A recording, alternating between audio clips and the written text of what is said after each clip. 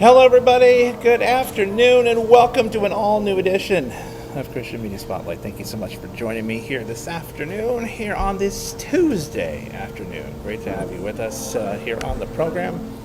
As far as the music hangout goes tonight, we are holding all of your requests. We will go live tomorrow night at 9:30 Eastern, 6:30 Pacific for an all-new edition of the Hangout program tomorrow.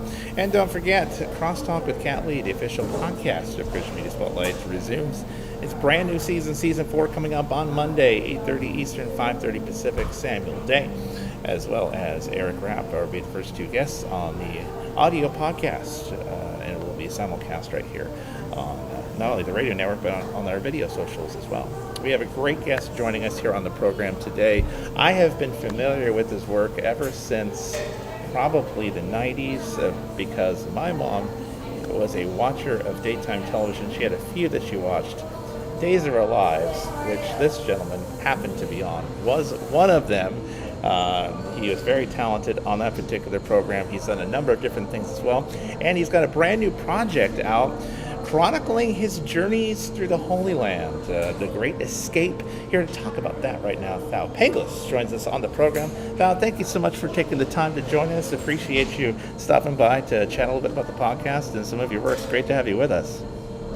Oh, thank you. Nice to be there. Yeah. Great to have you here.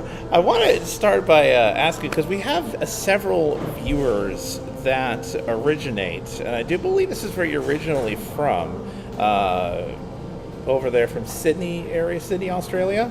Yes. You're originally yes. from? Yeah, we have a number of viewers who are joining us originally from there.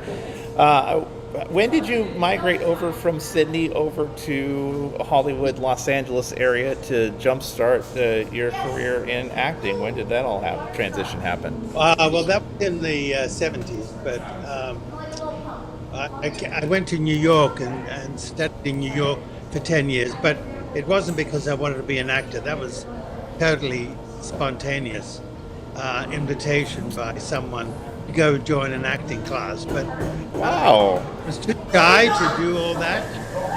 It's amazing how much my persona has changed from the early days.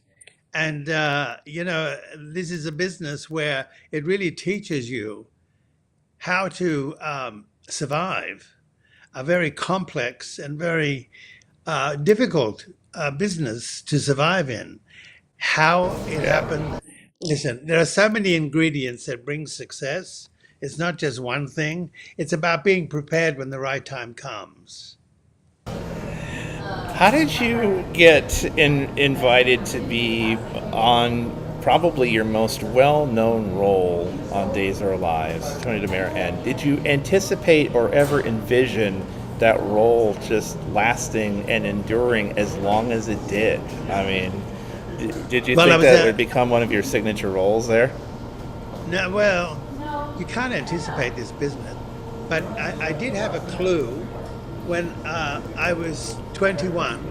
I was interviewing a man by the name of Dick Shorn, who was a psychic from Scotland Yard, and when he looked at me, he said that I was going to go to America that year and become an actor. And that in my 30s, I would be playing a diabolical character that would last for many years. Certainly did. That is for sure. Man. It was interesting because later on, I went to see him again. He had moved to New York, and I went to see him, and he said to me that he was absolutely right about my success, and that it would continue until my transition. So I found that interesting, and he actually died in his 90s in a fire in New York. So, those predictions, I mentioned it to some people in my early days, and they laughed and scoffed at it, that I would become an actor. God forbid you should tell anybody, hey, I'm going to become an actor and become very successful. They go, oh, sure.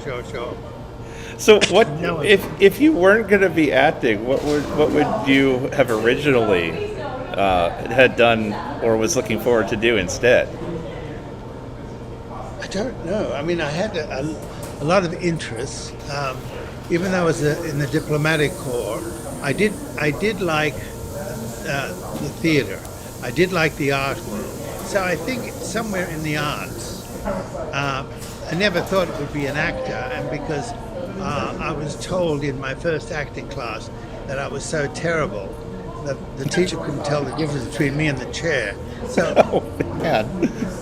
there was nothing but growth from that moment onwards. Oh, I imagine. Yeah. Your new podcast talks about you wanted to walk some of the lands that Jesus walked with Mary and Joseph. You wanted to really get a feel for that. When did this project, the concept for you, come about, and when did you decide that this is something that you really wanted to do? Well, I've been going to Egypt for 14 times, and this particular time was in 2010. I read about it, just like I read about Moses and climbing Sinai, which I did. So I thought, well, if I can do that, maybe I should now look at this voyage, which the Pope in the year 2000 proclaimed that these sites were sacred, where the Holy Family hid from Herod. So I found that to be a very interesting story. So what I did is for 2 weeks, I went up and down the Nile and landed in these places and explored them, not knowing I was going to tell a story about it. And then when I came back, I was so moved because, you go into a church and someone says to you, well, below this basement is a cave where the Holy Family hid from him. And I was there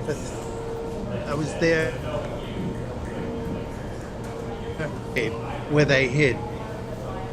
If that doesn't change you, by the mere fact that you were sitting in the same area where they hid, and the fact that there was a well there that Mary had blessed, and water came out of the ground, and for 2,000 years that water is still running. So that's why I got involved. I just thought it wasn't so much a religious thing as much as it was a fascinating story that is very rarely told. But what it did do is that it created the Coptic religion in Egypt. That's where Christianity became a religion earlier than the Muslim. So, there are places in Cairo where the Virgin Mary has appeared in churches. And I went to those places, and all those things are part of one's experiences. And then when you sit down to write about it, you never know what's going to come out. So that's why I wrote this story. I thought it had something to say. Certainly did. And what would you say that did you have a favorite part or a favorite place along your journeys that really stuck out for you, as far as this is like a highlight for me, just getting a chance to see this up close and personal? Is there a favorite part or two along your journey that really stuck out? You mean as far as this journey was concerned? Yes, as far as the journey all the way through Egypt and this latest journey was concerned, was there a favorite part of all of that for you? Favorite place along the way? Yeah, it's when I went to a place called Gabal El Tir, and it was the mountain of the palm, and it was a church sitting right on top of this hill that we had to climb 368 steps to get to. And when we went in, it was a church that was created out of a rock, a humongous rock. They carved out a church inside with huge columns, and every year thousands of pilgrims go to this church. And I stayed in that place for quite a while. The Holy Family had stayed there for 6 months, and Helena, who was the first pilgrim in the religious history, is the one who found the cross. She discovered that church, and she named it because at one point while the Holy Family was climbing, a rock came down, and supposedly the young Jesus put his hand up and stopped the rock from falling on him. And there's an imprint on that rock of his hand, and that's why they call it the Mountain of the Palm. I hopefully will get to see that. That is definitely on my bucket list, is to see some of these places that you got to travel in action. I just would love to do that someday, and just love hearing some of the stories that just come out of there. It's just amazing. How long did this journey take from start to finish to travel for you? Well, I How was long? in Egypt.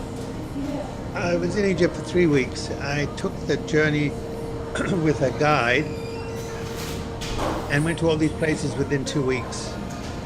So some areas we slept at, others we just went through, took in what we could, and then moved on. But when I was writing the podcast, which is different from my experience as a pilgrim, what happened to me is what kind of miracles took place, and the fact that the Christ child was 2 years old before the three wise men found him.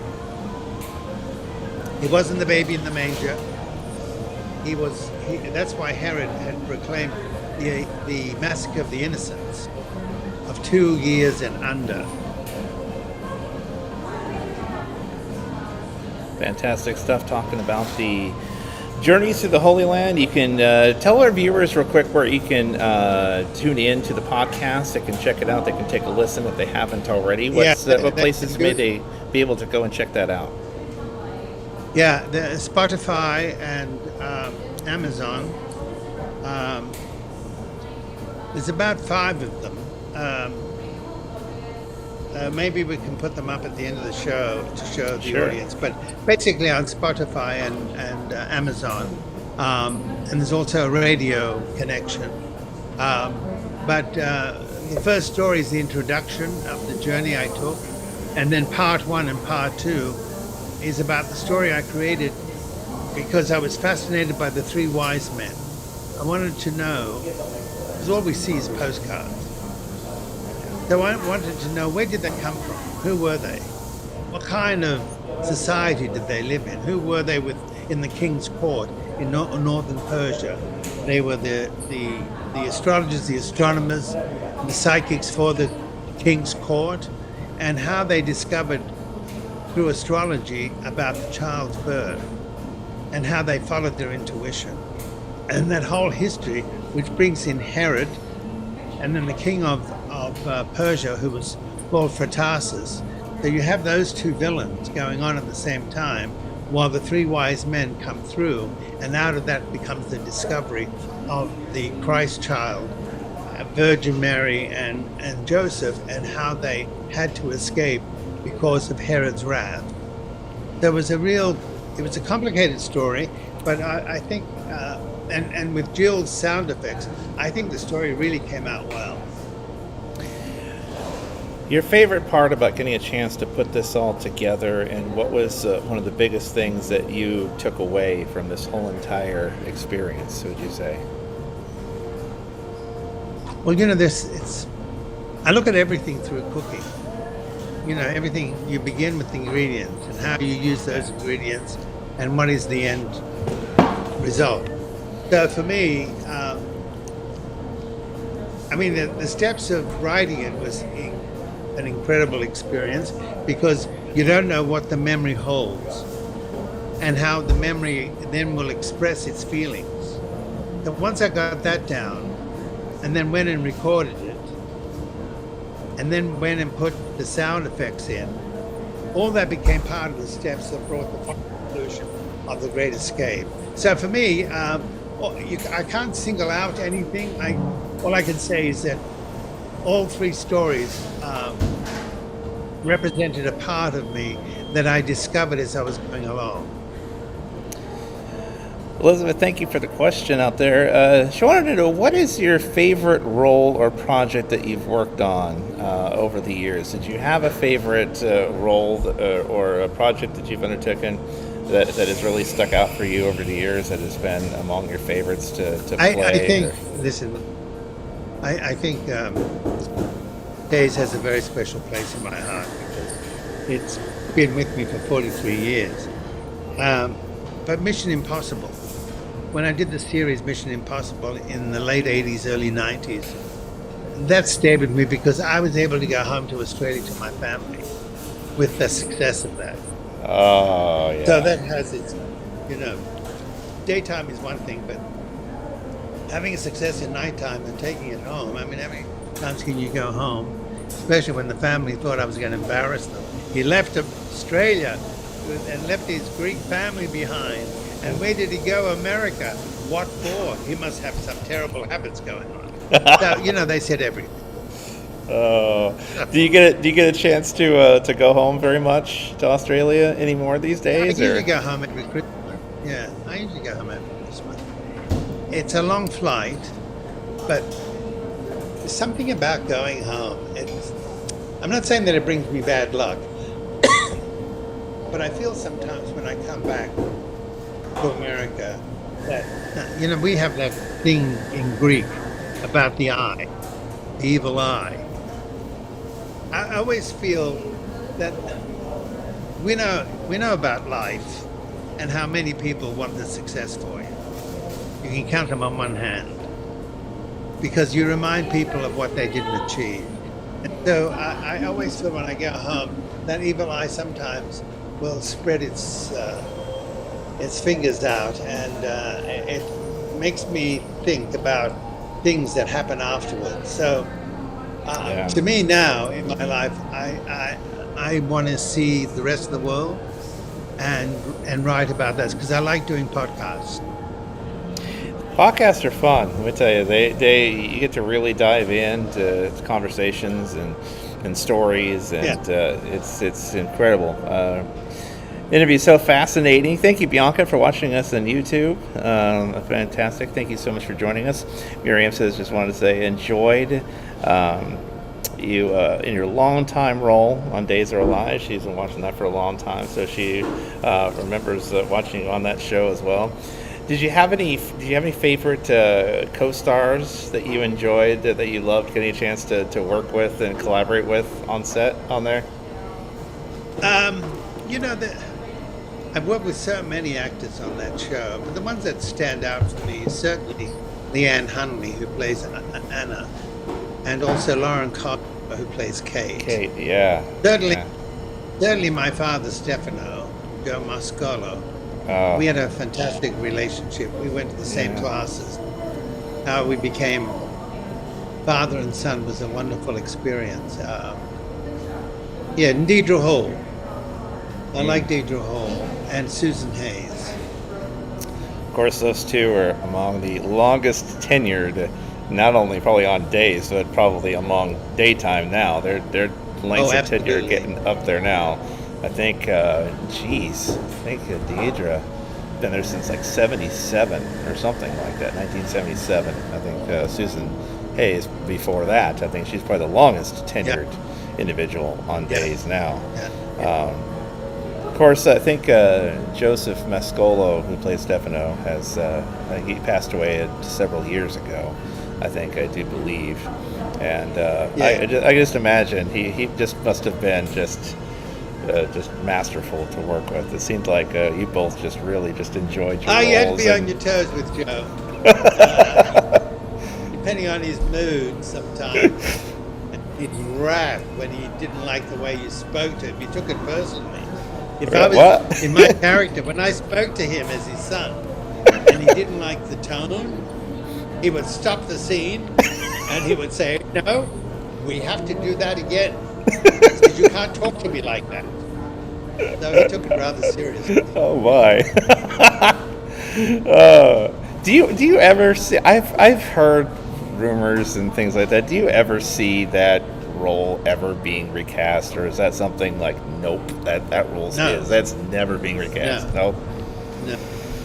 I tell you, I don't think Tony Dimera or Stefano Dimera, I don't think those two characters would be recast.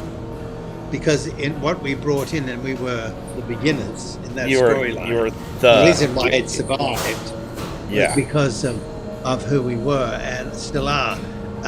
No, I mean, we have the portrait of Joe. You couldn't bring another actor in to play him and have his portrait up there in the living room. I didn't think so either. So No, you'd have to change the portrait. Oh. No, there are certain characters that you can't change because they're unique in their way, and that's why they've survived. Yeah. It's the longevity in this business is because something about what you've contributed is unique. Yeah. And it's just amazing the staying power of that show, because it's gotten another renewal on the streaming network Peacock now, so it's on for another year or two now. It just got an extension 2 here. years, yes. So even through the NBC streaming service, it's found an additional longevity in life, to where it's going to go way past its 60th year on the air. Of course, it just celebrated year 60. The 60th season on there is crazy. What year did you end up starting on that show? 81. 80. Wow. November of 81. Wow. I imagine It's a long. that's older than me. I was about to say. I remember, because like I said, my mom has been watching some of those programs ever since I can remember, when I was young. So I definitely remember seeing your work way back when. So, and I used to, when I was a kid, used to sit there and just watch. If she could watch them, she would record them. So she definitely kept in touch with the storylines and what was going on. And I just imagine it's probably one of the joys and challenges of daytime television. It's a medium that, one of the few in that industry that does not have an off season. I mean, you're constantly cranking out material year round that's entertaining, that's engaging, and it's always evolving. We do 11 shows a week now, and we're almost a year ahead. I was about to say, I think they're run quite a bit ahead of the game, don't they? I would think, yeah. Yeah. So if there was a strike again, we wouldn't have any repeats. No, it would just keep on. Now there is rumblings about that again, isn't there? Here, not too far down the road. I think you guys are good to go again for a little bit on that. I don't think there's any more strikes on the horizon. I don't think. No, I hope not. I hope not. Yeah, but that's the good thing about the soaps is they film quite a crazy schedule. But yeah, and that was the thing, I think, that on days when they got to John Black's funeral, a lot of the material was taped a good 8 or 9 months ahead, and so a lot of those scenes, but I remember a lot of the cast saying that they wanted their reactions during his funeral to be as genuine as possible. And it was amazing how many we've lost. Yeah. Even Tristan Rogers, which was sad, who Yeah. died 2 weeks ago. He and I started the business together, Wow. and in the in General Hospital, that was probably the biggest storyline ever in daytime history. And, we were enemies, but I was just sad to see him go. So, we've lost quite a few. Just makes you wonder as time goes on. There's a lot of newcomers, a lot of newer actors on the show, but I wonder how many more years vets like Susan Hayes and Deidre Hall have left in them still at this point to keep on going. I think it keeps them going. There's something about it too. I think once you found a role that you really enjoy and that really encapsulate, you bring an energy to that role, and there's something just rewarding and fulfilling about that. And I used to hear a lot of people say that if you do something you love to do and really enjoy doing, there isn't hardly a day goes by where it feels like work, because you're doing something you just absolutely love to do. The thing that's tough about it is learning all the lines. It's very, sometimes you feel like you are still at the edge of those lines. You can't get the performance quite there because there are so many passages that you've got to learn, plus interpret. That's the only difficult thing, and that is a daily occurrence.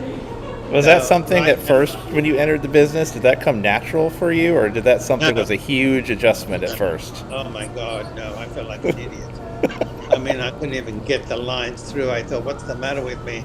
And someone said, your brain hasn't got that muscle yet, it's a muscle you must exercise, and then it becomes a memory thing that it works better.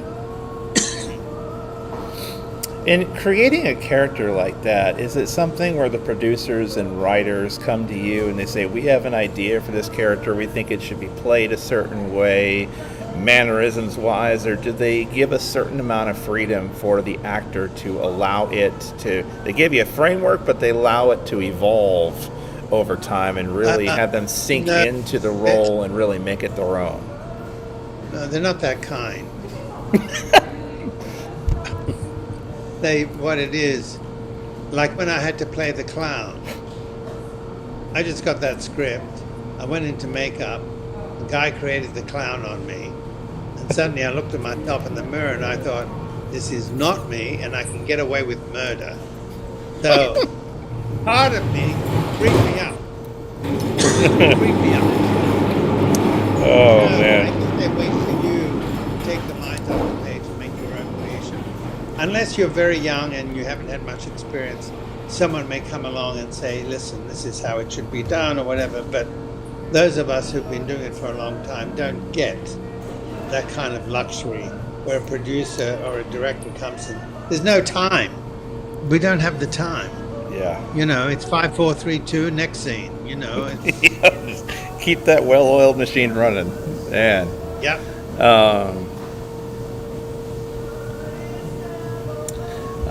Cassie has a question there.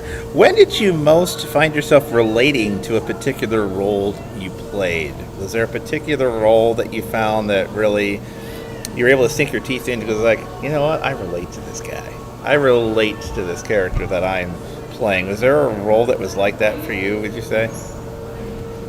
Well, you know, Tony Dimera really is a great extension. I mean, when we created it, they were just, you know, art on the page. It was about how to dress him. I always knew things about fashion. It was about the tone. It was about the attitude. It was about what kind of shoes you wore. All that created, you manufactured a physicality, and out of that comes a voice. So I think that a lot of the journeys I took, when I came back, I was full with a lot of energy and knowledge.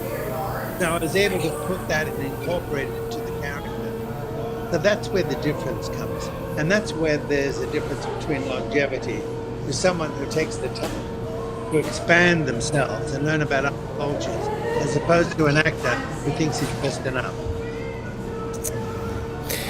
What did you enjoy most about creating podcasts and diving into the podcast world? Did you enjoy the creative freedom of being able to have just an open canvas to be able to tell that particular story on? What was it about podcast and the medium in itself that really intrigued and excited you in such a way to tell some of these stories? Well, you have to be a storyteller. Very important. How do you tell a story? A lot of people will go on, and you want to say to them, so what happened? Cut to the chase, because they've got too many bridges in their conversation. So you're going to be a storyteller. Like I went and spent 2 weeks looking at 60,000 documents on a man called Schliemann, who discovered Troy and brought that whole history of the Iliad and the Odyssey to the world.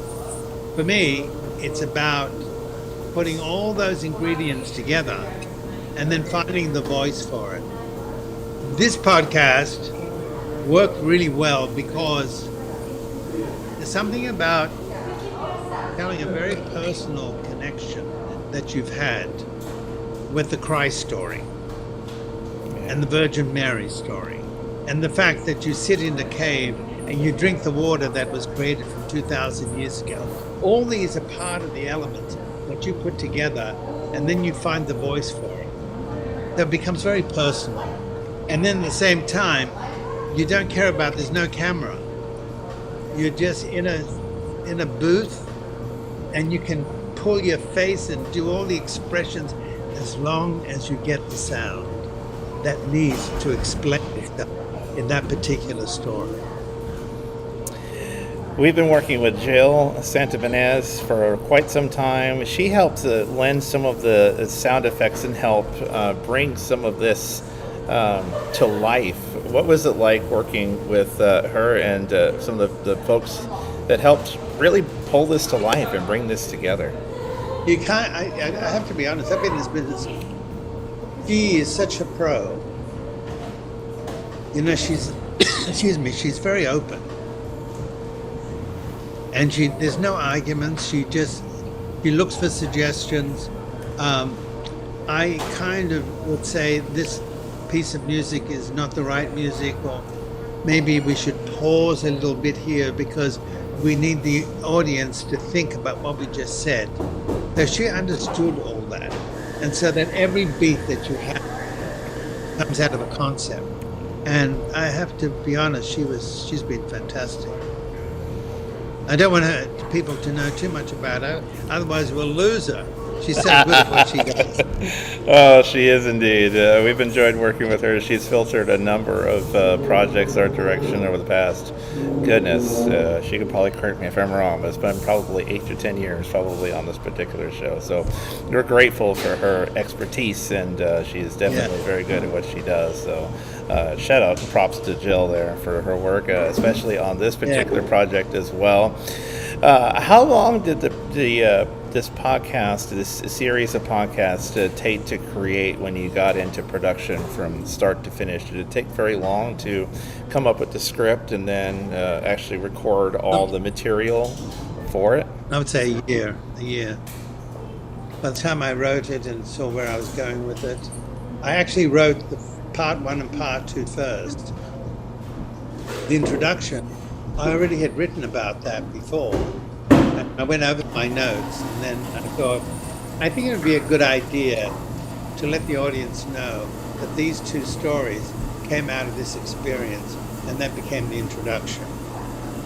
And so it's, there's many ways of doing, like right now, the next thing I'm doing, and I'm looking at, is the way they stole the Parthenon marbles in Greece in 1801 by Lord Elgin, and what that history was about, how they stole it, how that when they took those pieces down from the Acropolis, that they did more damage in 10 years than 2,500 years of its existence.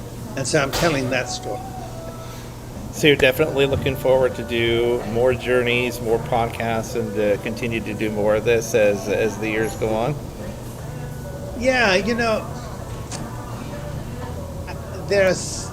don't know what stories are in you until you go into that culture and you see how it affects you and how you connect with it.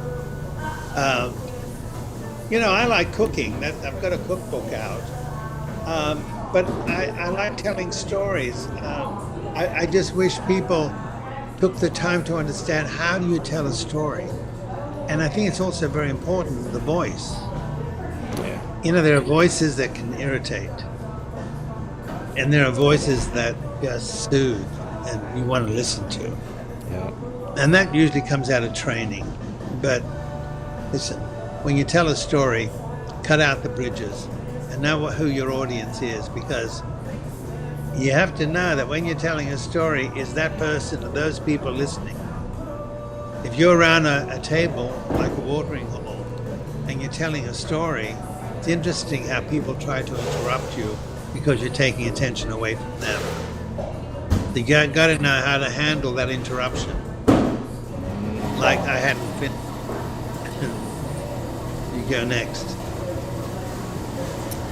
Thaao Penghilis is here with us, talking about the brand new podcast. The series is out, talking about all the adventures and the journeys to the Holy Land, all the way through Egypt, and such great stories to be told in there. We'll definitely do a post here in the next couple of hours. Definitely we'll post on our socials where you can find the podcast, as far as Spotify and all the other platforms you can take a listen to on there. We'll make sure that gets up on our Facebook page for those of you who are tuning in there.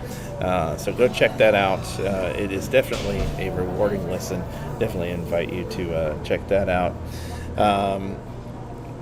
Thaao Penghilis is here with us here on this edition of Christian Media Spotlight. We thank him for his time and talking about not only some day stories that we fit in there, but as well as this brand new podcast venture. And a special thanks, of course, to Jill for her work on the sound effects and the audio and helping to bring this all to life. Really, just awesome stories. Just did you have an idea as well of how it would be structured as well? When did you have an idea going in of how you want it to be structured, or is it one of those where you're on the journey and then you come back, you decompress, and then you go, okay, this is how it should be formatted. This is how, ideally, based on all these experiences, this is how it should be laid out. Does that happen after you come back, or does that kind of take shape in your mind as you're on the journey somewhat, and how you're wanting to kind of structure it out? Well, when you're telling a story, there's got to be an arc. Story, the beginning, the middle, and the end. The heightened part is in the middle, and then you start with the race towards the end, making it exciting. The beginning is about telling your audience what the story holds, and you show them the ingredients. But then you have to bring those ingredients together and grab. So to me, I think there is a structure, but I think because I've been in this business a long time, I mean, all I remember was I had two antagonists. That was Herod and Phraatasis from Persia. And then in the middle, what heals this story because of these villains, and the three wise men, how they introduced the Holy Family. And out of that came a structure. But it's not always as simple as that. Sometimes you discover as you go along that there is something else. There's another part of that arc that you want to explore as well. So it's never, for me, it's never the same. But most people, I think, storytellers, would have an arc about how they tell a story. Just like an actor who plays a part, he has an arc to discover and interpret. Awesome stuff. For those, we have one more question here before we let you go. Thank you for taking your time, of course, to join us and to tell our audience a bit more about some of these stories.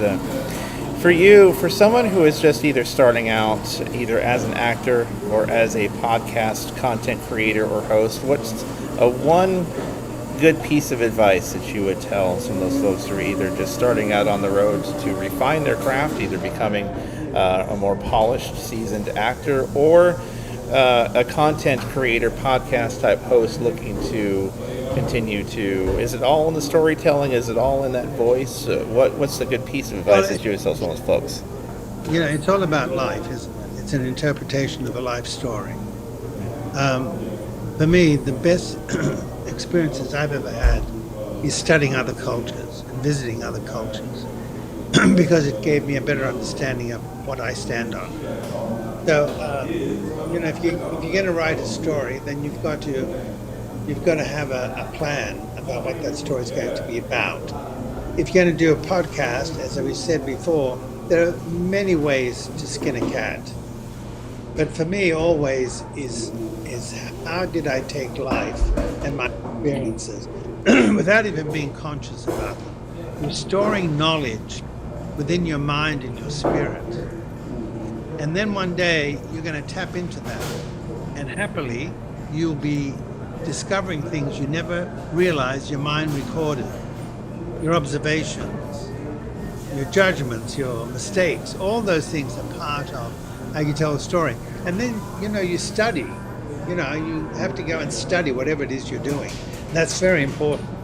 And be with the best teachers. Also, my other advice would be is don't hang around with losers. A lot of them.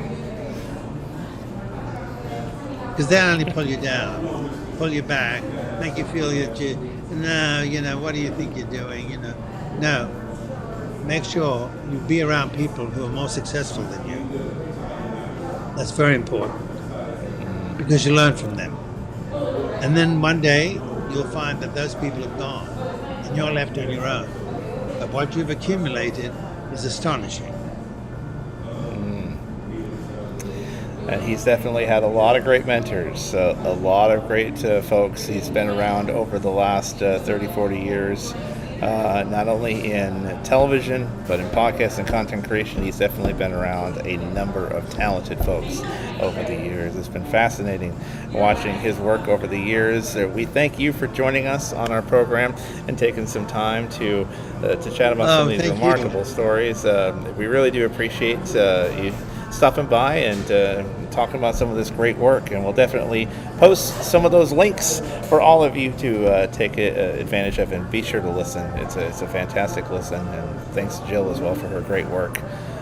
Thank you. Really appreciate you being here. Thank you. Okay. Bye-bye. Thaao Penghilis, everybody. Thanks for joining us here on this all-new edition of our program. Make sure you join us coming up tomorrow night, 9:30 Eastern, 6:30 Pacific. We'll have the Wednesday night music hangout on a very special night tomorrow night. And Monday, Crosstalk with Kat Lee. She'll have more subjects to chat with and get some of their stories, including Samuel Aday and Eric Rapp will be some of the first guests in the brand new season of Crosstalk with Kat Lee, beginning on Monday, 8:30 Eastern, 5:30 Pacific. Thanks for joining us. Joe Neal here, reminding you, love each other tonight. We'll see you back here next time for an all-new edition of Christian Media Spotlight. Thanks so much for being here with us. Thanks for joining us. Take good care, everybody.